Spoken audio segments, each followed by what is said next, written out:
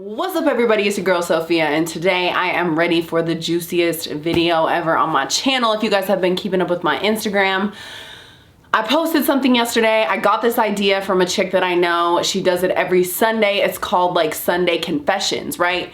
So basically people, just to jump right into this because it's a lot, okay? Basically people just comment on her little Dropbox on Instagram and they say their confessions. I'm talking like deepest, darkest secrets, crazy stuff that's going on in their life, just a lot. And I was like, I bet my followers would be into this because it's totally anonymous. I will absolutely never say your name. I will never show my phone. So if you guys ever need to get anything off your chest and you like this video, I will be doing this again. So let's just get started. I posted a couple of these on my Instagram already because I was like, oh girl, or guy, what are you talking about? So I'm gonna go through this list. This is gonna be completely, Sunny Bear needs to close his ears. This is gonna be right off the top, you guys. I'm just gonna go through these and tell you guys some of these confessions. Some of them are funny, some of them are crazy. I'm never saying these in a way to make fun of anyone, so that's just a disclaimer right away, unless they're supposed to be funny. But I am going to, I guess, give advice or just tell you guys what these people are going through, so maybe some of you guys can relate. And yeah, let's get started, you guys. I'm gonna jump right into this juicy ass confession video from you guys. So the first one is, the person I really love is already with someone and I'm going through depression. Of course, I started with a sad one. I have never personally been in this situation, I don't think, where I've been super in love with someone and they're in love with someone else. And I think that that would be probably one of the most painful situations in the world. So I'm so sorry you're going through that. The only advice I can give you is try to keep yourself, usually when you focus on yourself and like do things for yourself and get yourself right, the better things come along. So this is just a turning point. I know it hurts. Go through the pain. You have to go through the pain to glow up. So just go through it and work on yourself and do everything you can. Pour everything into yourself, all your energy, and I promise the right person will come along. I would say this person would come along, but in my opinion, if he's already in love with, he or she is already in love with somebody else, then you're not a second choice, baby. You are number one. So remember that. My boyfriend sees other girls, but I'm not allowed to see other guys, but I have a guy that I want to see. Should I do it? Girl, I don't know what y'all think. Make sure you guys leave comments on all of these. This is the second one. I think that if you guys are in a relationship where you both have an agreement, then of course you should see other people. And this gets a little difficult because you're saying that you're not allowed to do it. I think you need to have a sit down. If you don't think it's fair that your man is able to see people and you're not, then you need to have a conversation and say, listen, this is a boundary and this is what I want to do. It's a new rule in our relationship and I want to be able to do the same things that you're doing. And if he can't deal with that pressure, then sis, either he needs to stop seeing everybody or you need to go do your thing and just be single and be with whoever the f you want. This one says, me and my baby daddy have been hooking up and he has a girlfriend. I think I have like 3 or 4 of these, so this seems to be like common. So I can see like both sides of these. So like if you're the girlfriend and you have a hunch, you're probably right because I got a lot of these. But if you are the baby's mom and you're hooking up with the baby's dad, I kind of understand, like, I mean, not personally, I don't have those feelings, but I do know that there's always, I was thinking about this last night, there's always a connection between like your baby's father or baby's mother. And I think that like you always in the back of your mind, like, you know, want your family to work or like whatever. Not my situation, honey, but in a lot of situations and a lot of my friends and stuff like that. So I say, it's not good to be like doing sneaky links. That's a word that I just learned, by the way, from you guys in this. But I say that there is a reason why you guys broke up and you don't want to be the reason why you hurt another female. So I would say, even though it probably feels great and it's dope and it's fun, half of the excitement is probably because you know it shouldn't be happening, if that makes sense. So if he didn't have a girlfriend, I think he'd probably get on your nerves and all of the same shit, the reason you guys separated, would come back. So keep that in mind when you're hooking up and maybe just make your next sneaky link your last sneaky link, okay? Okay, so the next one, you guys, says, I've been sleeping with my friend's mom when I said I'd stop. Some of these I'm like, are these real? Like, but I really believe you guys, because like it's good to get this shit off your chest if you're really feeling like this. I guess I would say I don't think that it's a good thing for you to be doing this. I mean, I don't know the situation, but just because you are hurting your friend, if he like specifically asks you to stop and you're continuing trying to be his stepdad. So I would say I think that maybe it's time for you to shy away from that. Unless you're completely head over heels in love, then you're gonna have to have a conversation with your homie and say, hey, listen, like I'm in love with your mom and I'm not gonna stop hooking up with her. In that case, you'll probably lose a friendship and you might down the road lose that mother relationship. So just pick which one is more important to you. For me, I think it'd probably be my friendship, but shoot, you never know. She might got that wop, so just kidding. I want to leave my father's child, but I don't know how to get the strength for me to leave. So for this one, I can probably relate in many ways in different relationships and stuff like that. I think that, like I said before, if you pour every ounce of energy into yourself first, and you know you've tried your hardest to make it work and it's not working, even though it seems impossible to leave, I promise you there is always something better on the other side. People say that shit all the time and it's so hard to believe, but if you're not happy, life is so short and you have to, you know, either go to counseling, try to make it work. But if you've done everything you can, and even if you don't want to do that and you're done and you're just fed up, you need to leave. And I promise you, even if it's scary financially, if it's scary because you think no one's gonna want you or he's gonna harass you, well, and any type of thing, he's gonna get you back in. I think that it's important to stand up for yourself, and there's so many women that are dealing with this, I swear to God, because I mean, I've dealt with it a million times, so I'm sure. And I've gotten a couple of these actually on these confessions, and I just have to say to you guys, just pour everything into yourself, even if you're not ready to leave them right now. Just do it for 4 weeks. Every ounce of energy into yourself or into your kids if you have kids, and make sure you're solid and you're straight and you're good. And either that person is going to come up with you or you're going to leave them behind, and it'll be an easier, I guess, process. So that's my advice to you. This is something I can relate to. It says, life is hard alone, but harder when surrounded by fake people and negative energy. I could not have said that better myself. I feel like I'm dealing with that right now. I think the best way to put this, and I am a spiritual person, I'm not necessarily religious, but I did read something recently that has helped me every day. And it's just talking about, it was talking about like how you have to try to love people the way that God loves people in a way. I mean, I'm not saying that you have to love an evil person or a negative person or whatever, but try to put yourself in their position and understand where they're coming from and be a little bit empathetic. Now, I also have realized recently that you do have to cut people off, and sometimes that shit is painful because you don't want to cut them off. You want them to come up with you. You want them to be with you. You want to kick it with them. But if they're too negative, or if they're not helping you succeed, or if, you know, you're already going through a hard time and it's making it so hard to be around these people, you're like literally sitting at a table listening to people and everything that they're saying, you're like, wait, that's fake. Like, that's not true. And I know it's not true.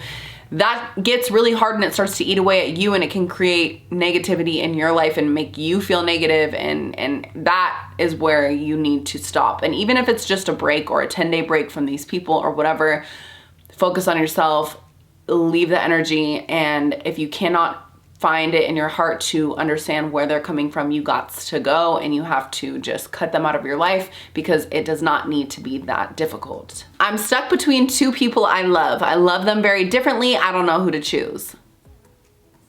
Wow. Who puts it down better? No, I'm just kidding. I would say that I actually probably have been in this situation when I was like younger in high school. I think that there's no right answer. I mean, it sucks to say because it's like if you choose one person, you just never know the outcome, what's gonna happen. Like, you know, you might always be thinking about the other person if you choose this person, and vice versa. So again, I say focus on yourself. Just give yourself 3 weeks. Okay, you guys, I say 4 usually, but even for you, just 3 weeks of focusing just on yourself. Go to the gym, fix your credit, make some money, get your hair done, get your nails done, do whatever you have to do, and see. I'm all here for people like dating other people, by the way, if it's like, you know, not sneaky, like not cheating. So if you're dating 2 people and you're stuck in between, I think that God or this whatever spiritual like being or energy will put, after you are fully healed and whole yourself, they'll put the correct person in your life, and it might not even be either one of them. But I promise you, if you do that for 3 weeks, focus on yourself the most, just take a little break, you will find out who the right contender is. I cheated on my boyfriend and I'm not happy anymore. I don't condone cheating. Obviously, who does? Who the hell would admit to condoning to cheating? But I do think that sometimes you get to a point in a relationship where it's so hard to leave, and like someone gives you something that the other person just wasn't giving you, and it's just like, it's so hard, and the temptation happens, and I get it.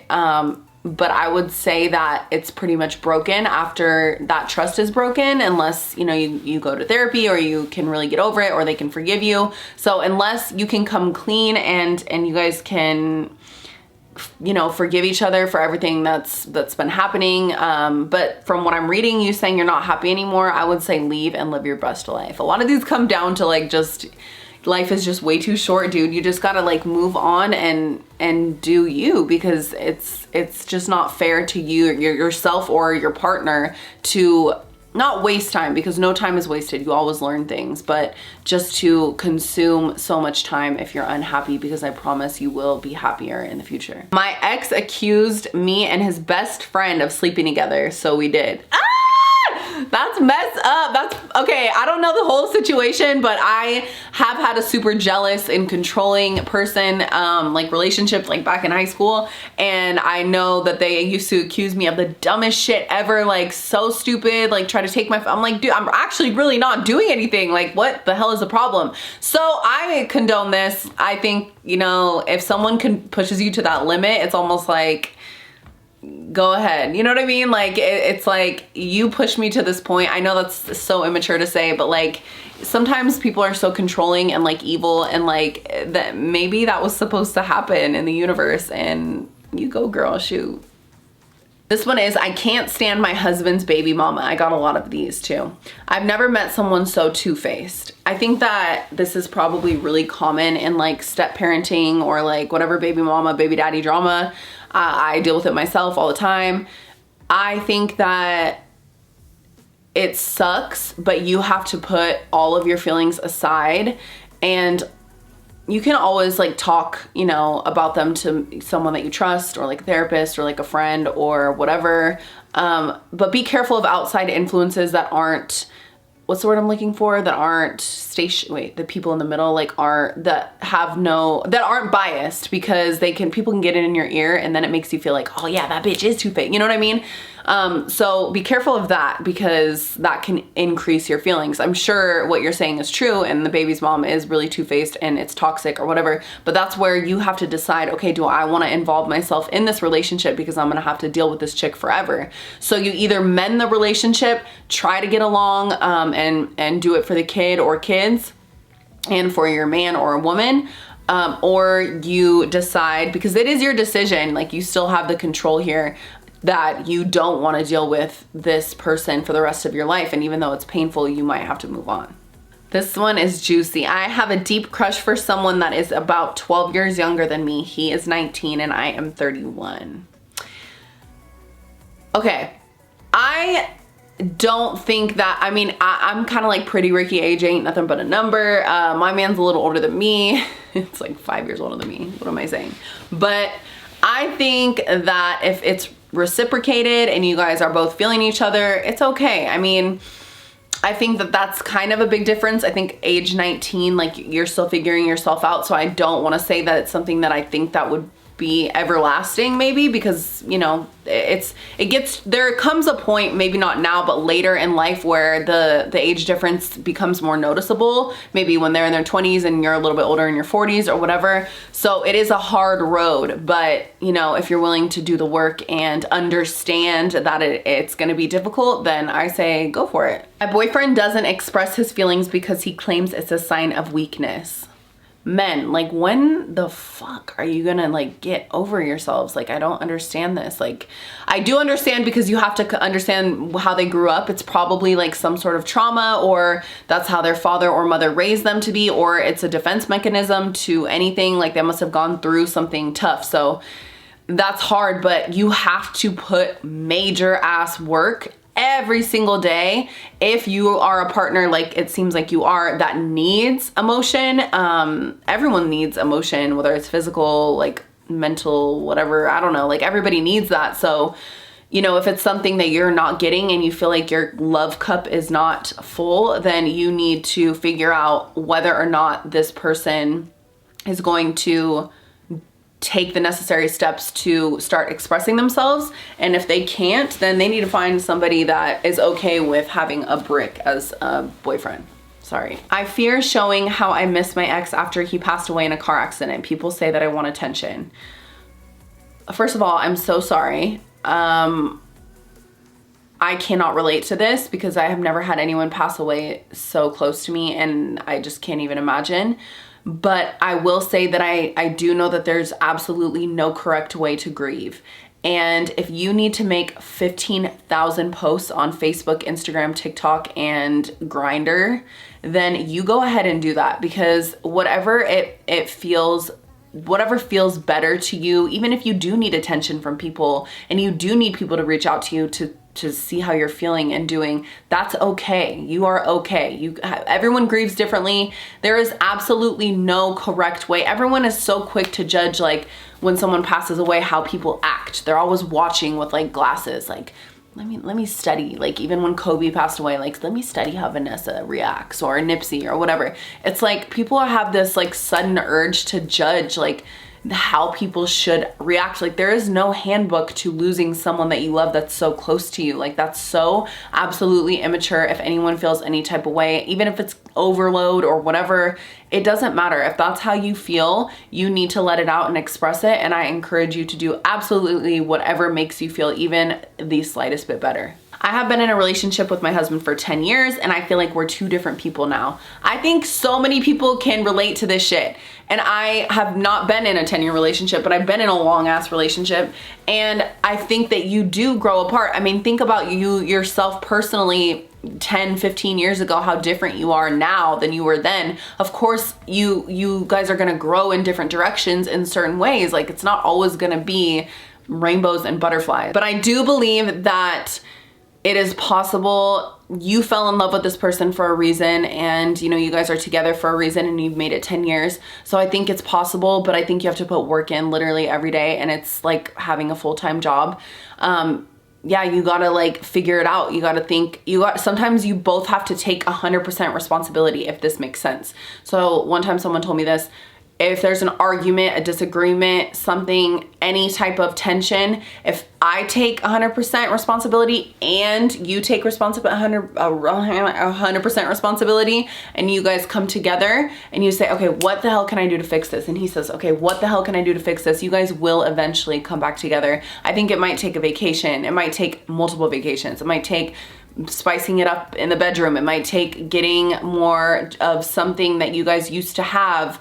But I think it's totally fixable. I think that marriage, and it's hard as hell when you add kids, everything, like everything going on in the world, everything in the mix to it. Like this shit is not, it's not easy at all. And I hate when people make it seem like it's easy, because then people like this feel like, you know, like they're alone and whatever. It's not easy, dude. Even if you've been in a relationship for 2 years, it's not easy. You have to work. You are two different entities. You're two different people working on each other. So I say try your hardest, and if you have tried your hardest, then maybe it's time to walk away and find something else, but definitely try your hardest always before. My best friend cheated on her partner with me, and they are getting married.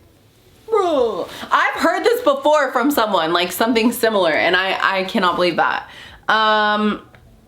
To be 100% honest with you, I don't know that I would ever say anything. If they seem to be happy and whatever, I mean, maybe that's the wrong way to handle the situation. Like some people think being honest, if it's eating away at you or whatever, maybe you should come clean. But make sure it's coming from a place of your healing, because I've told people things in the past to hurt them and like to sabotage shit or haha. Ha ha ha, you know what I mean? And you have to make sure that it's coming from the right place. And if you are feeling like you don't love this person and they're good for each other and they can go live their life and you're still doing your thing, I probably wouldn't bring it up, to be honest, just because it can definitely and will definitely ruin their life. I hooked up with my husband's twin brother a few times when we were doing bad. Wow, my husband has a twin brother. I'm just kidding. I never judge people on this type of shit, even though obviously I don't condone cheating, like I said.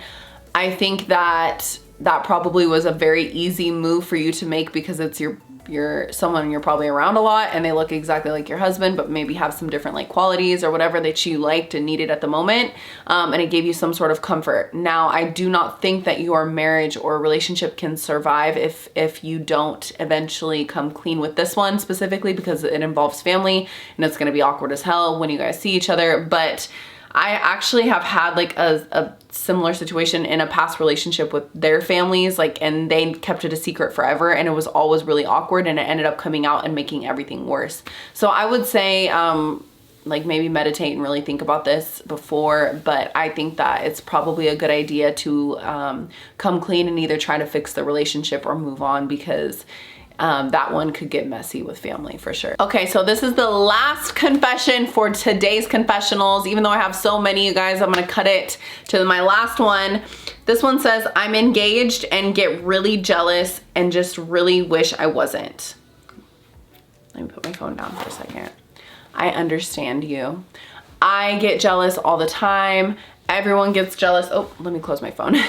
I have had issues with this in the past. I think in this day and age with social media and just everything, like it's just so easy to get jealous. But I think it really all boils down to, like, all these confessions, I keep saying this, but I think it just boils down to like having this like inner glow and self-confidence, and it takes literally like years, because I'm still working on it and it takes a really long time. Like when you're with someone forever, okay, or even for 5 years, 2 years, whatever, there's gonna be things that happen. You're gonna be out and there's gonna be girls that look badder than you. There's gonna be guys that look better than him, whatever. And it's a natural instinct to feel like you need to protect your relationship. But I promise you, it's so much sexier when you feel like, oh, she's bad, like that's cool, but you know, I know my man would never or whatever. But the thing is if you really believe that, it's great. But sometimes that your trust gets broken. That's happened to me when I've really believed, bet my life that it would never happen to me, and then I got cheated on, and that shit just destroys you. So I understand maybe you've been through something like that before and it destroyed you, and now it's really hard to get back. But what I will say is the truth always comes out, always. It does not matter.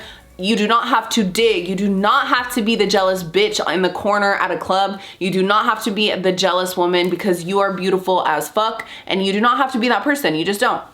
Like you can come through this jealousy, I promise. Even if it seems like you're gonna relapse and get jealous and maybe want to look through his phone and maybe figure out, oh my God. But the first thing to do is to stop the negative thought before it enters your mind. So as soon as a negative thought pours into your mind, you need to make sure that you're like, okay, you know what? No, I'm not even gonna think about that. Nope. Because you make these false situations up in your head, or maybe they are real, but I promise you it always comes to light. So it's always better to just work on yourself and make sure that you are the best version of you, because then if it ever does come out, then you're ready, girl. Bye. Sorry. I'm ready for the next person that's gonna treat me better.